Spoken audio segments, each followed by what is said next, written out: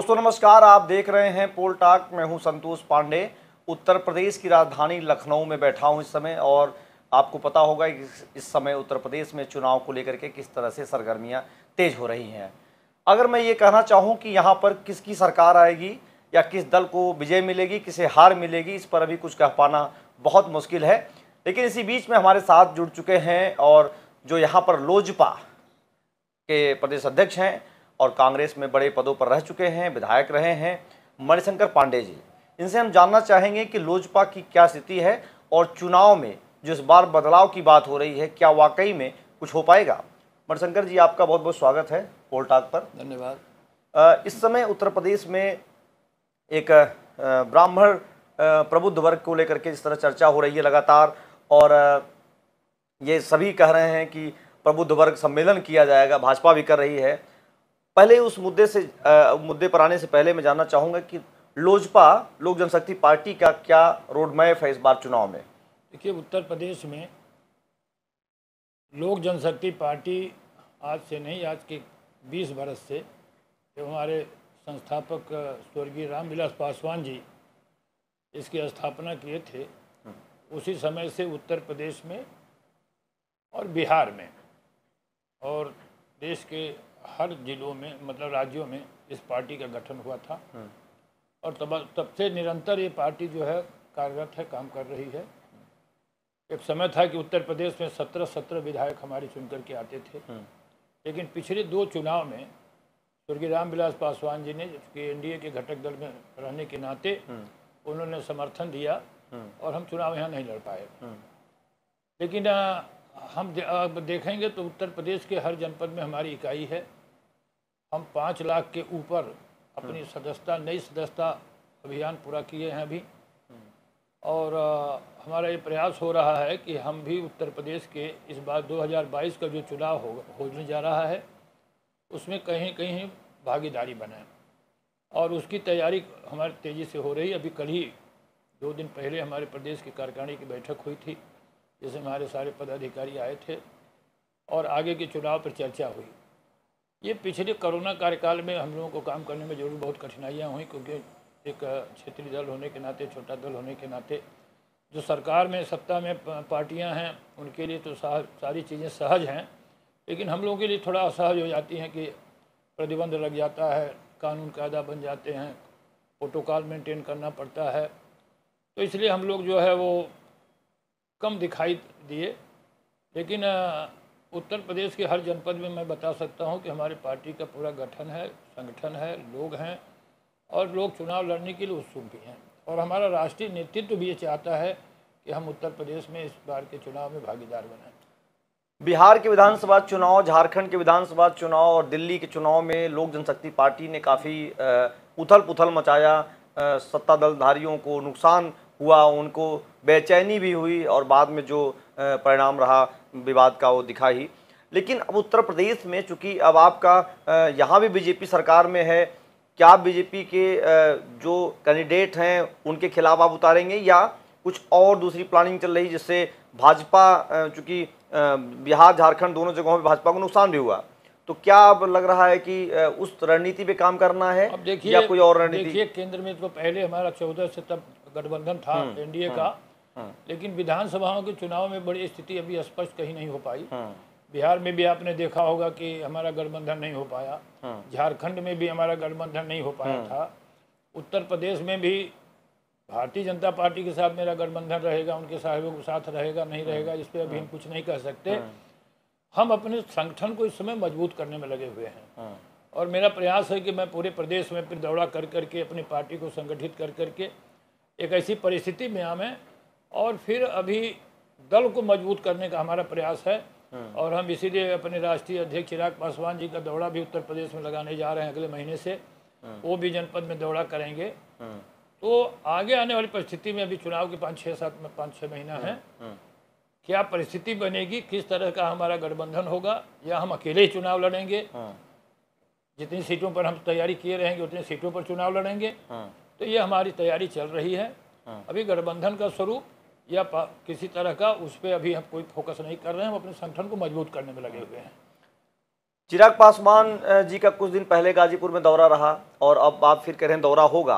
चीज़ें होंगी चूंकि उसमें उत्तराखंड का भी चुनाव है, पंजाब का भी है, तमाम राज्यों में चुनाव है। फोकस आपका उत्तर प्रदेश ही होगा चूंकि आप उत्तर प्रदेश के प्रदेश अध्यक्ष हैं। मेरी आपसे बातचीत इसीलिए हो रही है। दूसरी बात जो मैं आपसे कहना चाह रहा हूं मणिशंकर पांडे जी कि यहाँ पर प्रबुद्ध वर्ग को लेकर जिस तरीके से चीज़ें हो रही हैं, आपकी पार्टी और आप किस तरीके से देख पा रहे हैं ये प्रबुद्ध वर्ग का जो मसला है किधर जा रहा है? देखिए, ये जो पार्टियां हैं प्रबुद्ध जनों की बड़ी, मुझे तो बड़ा आश्चर्य होता है। हाँ। जब चुनाव होता है उत्तर प्रदेश में तभी प्रबुद्ध जन लोग खोजे जाते हैं। सरकारों को बराबर प्रबुद्ध जनों के मार्गदर्शन में काम करना चाहिए। जो भी सरकारें बनती हैं उत्तर प्रदेश में प्रबुद्ध जनों को इकट्ठा करके और उनकी राय विचार विमर्श रख करके कुछ समाज के जो एलिट होता है वो किसी भी वर्ग का हो, किसी जाति का हो, किसी कास्ट का हो, विषयों पर उसका मंथन करती रहती हैं सरकारें। जो परंपराएं बहुत कम हो गई हैं। अब दलीय जो है वो आधार पर जो है बहुत ज़्यादा इंटेलेक्चुअल्स को खोज करके समन्वय किया जा रहा है, सारी चीज़ें की जा रही हैं। तो लोग ये समझते हैं कि वोट के दृष्टि से ये सारी चीज़ें लोग कर रहे हैं।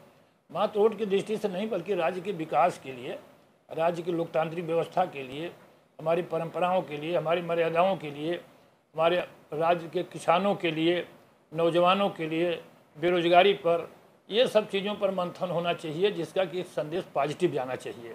इस समय जो भी मंथन हो रहा है मात्र इसलिए मंथन हो रहा है कि आप कुछ प्रबुद्ध जन हमारे पास आ जाएं। मुझे तो आश्चर्य हो रहा है कि कुछ पार्टियां जातियों का सम्मेलन कर रही हैं और ख़ास तौर पे ब्राह्मण जाति को लुभाने के लिए बहुत से पार्टियां हैं, देख रहा हूँ वो सम्मेलन आयोजित कर रही हैं। आज उनका मतलब स्वागत सत्कार किया जा रहा है। ये 5 साल क्यों नहीं सोचते हैं लोग कि हमको क्या करना चाहिए? तो हम समझते हैं कि ये स्वार्थ के बस में लोगों को इकट्ठा करके चुनाव जीतने की जो परंपरा है, और टिकट बांटते समय प्रबुद्ध जन तो चुनाव में आते ही नहीं हैं। जो जनप्रतिनिधि हैं उस तरह के जनप्रतिनिधि आजकल आते नहीं हैं। सदनों की हालत क्या हो गई कि सदन चलते नहीं हैं, सदन में डिबेट होता नहीं है, विषयों पर बातें होती नहीं है, चर्चाएं होती नहीं हैं। मेरे समय में जब मैं विधान परिषद में सदस्य था, मैं ये नहीं कह सकता कि बहुत वो था, लेकिन आज कह सकता हूं कि उस समय का जो विधान परिषद में सदस्य संख्या थी, जिस तरह से बड़े बड़े लोग थे, उसमें भारतीय जनता पार्टी के लोग तमाम नेता थे। राजनाथ सिंह थे, कलराज जी थे, टंडन जी थे, MR रिजवी साहब थे, मतलब तरह तरह के बड़े बड़े जो नेता थे, आज जो केंद्र में मंत्री हैं, सब जगह मंत्री हैं। आज उस तरह का लाड तो कहीं दिखाई नहीं देता है।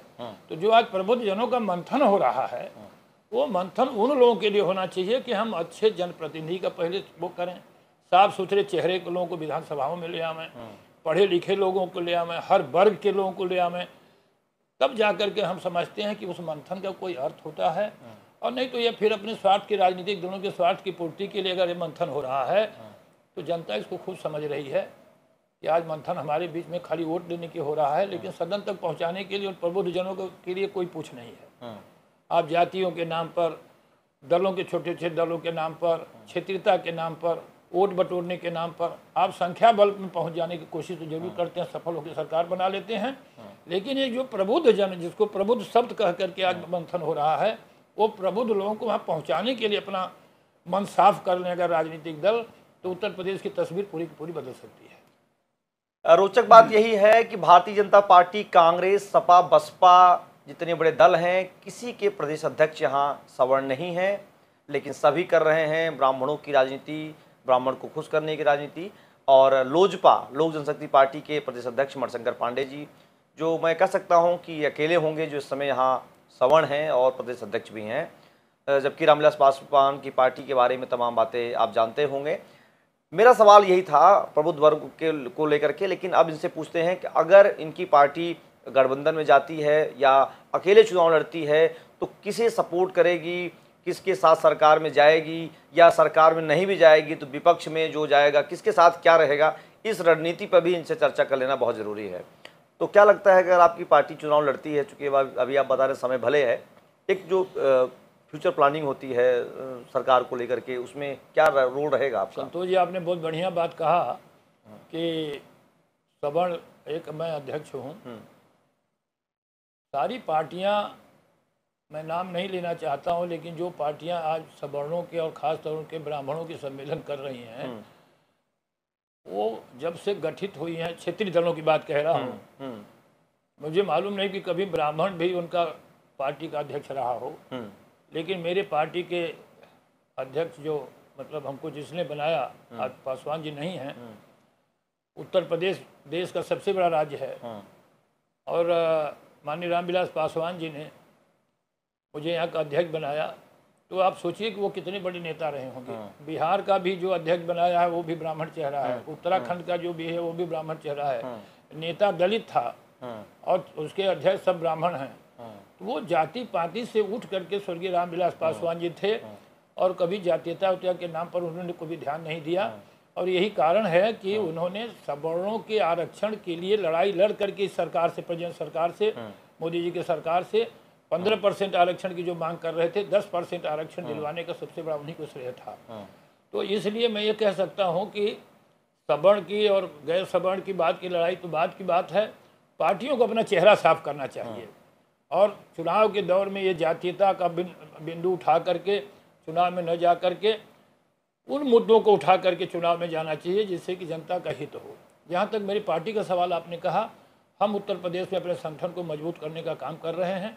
हमारा चेहरा हमारे राष्ट्रीय अध्यक्ष चिराग पासवान जी हैं और उनके विषय में आप सब लोग जानते हैं, जिस तरह से बिहार में आप देख रहे हैं कि वो अपनी यात्रा निकाल करके जनसंपर्क कर रहे हैं।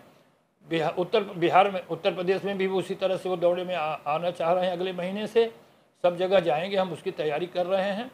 अभी गठबंधन का हमारे दल के लोगों ने सोचा भी नहीं है कि हमको किसके साथ गठबंधन करना है, किसके साथ नहीं करना है। लेकिन इतना सुनिश्चित मैं आपसे ज़रूर कह देना चाहता हूं कि मेरी पार्टी 2022 के विधानसभा के चुनाव में चुनाव लड़ेगी, अकेले लड़ेगी। तो कितनी सीटों पर हम भी तैयारी कर पाते हैं उतने पर लड़ेंगे। मेरा प्रयास है कि मैं 200 सीटों के करीब करीब अपनी तैयारी इसमें कर रहा हूं और गठबंधन का क्या स्वरूप बनेगा उस स्वरूप में फिर हम लोग सम्मिलित भी हो सकते हैं। इसलिए हम इस समय हमारा फोकस जो है अपने पार्टी को मजबूत करने के लिए है। हम अपने हर विधानसभा के लेवल पर अपने प्रभारी बना रहे हैं, उस प्रभारी अपने अपने विधानसभा में काम कर रहे हैं और पूरी पार्टी को निर्देश दिया गया है कि हमारी सदस्यता जो चल रही थी उसको गति को और तेज़ रखें, हमारी सदस्य संख्या भी बढ़ जाए। तो इस तरह करते करते इस बार के चुनाव में 2022 के चुनाव में निश्चित तौर पर लोक जनशक्ति पार्टी उत्तर प्रदेश के चुनाव के मैदान में रहेगी। एक आखिरी सवाल आपसे कर लेता हूं, आप विधायक रहे हैं, यहाँ प्रदेश अध्यक्ष हैं, कांग्रेस के तमाम बड़े पदों पे काम कर चुके हैं, प्रदेश को बहुत अच्छी तरीके से आप उत्तर प्रदेश उत्तराखंड को भी समझते थे और उत्तर प्रदेश को भी समझ रहे हैं। जितनी विकास की बातें हो रही हैं अभी तक सरकारों ने की, चाहे प्रधानमंत्री ने किया हो, चाहे मोदी जी कर रहे हो, चाहे योगी जी कर रहे हो, उसके पहले जो मुलायम, मायावती और तमाम लोगों की सरकारें रही, क्या देख पा रहे हैं? क्या वाकई में विकास हो रहा है या केवल नारों और विज्ञापनों में ही विकास दिख रहा है? देखिए, सरकार तो प्रयास, जो भी सरकारें आती हैं उनका रहता है कि विकास हो जाए, हमारे संसाधन बढ़ जाएं और राज्य की जनता को उसका लाभ मिले। लेकिन अभी उत्तर प्रदेश और बिहार और जिस भी राज्यों को देख रहे हैं, नॉर्थ इंडिया के जो सबसे बड़े 2 राज्य हैं, उन राज्यों के कंपैरिजन में आज भी हम बहुत पीछे हैं। और निरंतरता में अगर आप ये कहिए तो पिछले 30 साल से क्षेत्रीय दलों की पार्टियां ही रही हैं जिन्होंने यहाँ पर अपना विकास का काम किया है। अभी बहुत विकास बाकी है, अभी जनता विकास से पूर्ण नहीं हो पाई है। जिस तरह से विकसित राज्य हमारे देश में हैं, जिनका अग्रणी रूप से हम नाम लेते हैं, उस तरह से हम वहाँ तक नहीं पहुँच पाए। तो कहीं ना कहीं इसको मंथन करना पड़ेगा कि आज तक जो भी सरकारें रही हैं, हम क्यों नहीं आज गुजरात बन पाए, क्यों नहीं हम आप जो है आपका महाराष्ट्र बन पाए, दक्षिण के जो राज्य विकसित हो गए क्यों नहीं हो पाए। तो उस पर चिंतन करना चाहिए और चिंतन करने के बाद आत्ममंथन करने की ज़रूरत है कि वाकई हम इतने बड़े राज्य के सरकार में हम आते हैं और इसको अग्रणी राज्य के रूप में क्यों नहीं कर पाते हैं। तो हम लोग तो इस बात का पूरा प्रयास करेंगे और पूरी बात है, इसी बात की पूरी लड़ाई है हमारे पार्टी के नेतृत्व का, चिराग पासवान जी का। बिहार के लिए सबसे ज़्यादा बिहार पिछड़ा हुआ, तब यूपी पिछड़ा हुआ है, हम तो सब नीचे के पायदान पर हैं। इसलिए भी विकास की गति तो हम लोग बढ़ा ही नहीं पाए हैं। इसलिए विकास से जनता संतुष्ट नहीं है, अभी जनता उससे असंतुष्ट है और हमको उस गति को तेज करना होगा। और इस बार का जो चुनाव होगा इसमें जनता खूब भांप रही है कि कितना कौन पार्टी झूठ बोल रही है, कितना झूठा प्रचार कर रही है, कितना अनर्गल बात कह रही है, कितना लाभ पहुंचा पाई है, कितना नहीं पहुंचा पाई है। इसका लोखा जोखा मैं समझता हूं कि इस बार उत्तर प्रदेश में जनता खूब समझ रही है। तो आपने देखा किस तरीके से लोजपा अर्थात लोक जनशक्ति पार्टी तैयारी कर रही है। लगभग 200 सीटों के आसपास बता रहे हैं चुनाव लड़ेंगी, और इनकी पार्टी पहले भी 14 से सीटें ले आ चुकी हैं। ये मतलब नई जमीन नहीं है, तैयारी पूरी है, और ये चुनाव तक घोषणा भी होगी। गठबंधन पर भी स्पष्ट होगा मामला, क्योंकि चुनाव में भी समय बचा हुआ है। लेकिन उत्तर प्रदेश चुनाव में इस बार मामला फंसा हुआ है, कहीं भी साफ कुछ दिख नहीं रहा है। और लगातार उत्तर प्रदेश विधानसभा चुनाव की कवरेज के लिए चैनल को देखना नहीं भूलिएगा। अगर आपको लगातार अपडेट पाना है, सब्सक्राइब करना नहीं भूलिए। आज बस इतना ही। धन्यवाद। जय हिंद, जय भारत।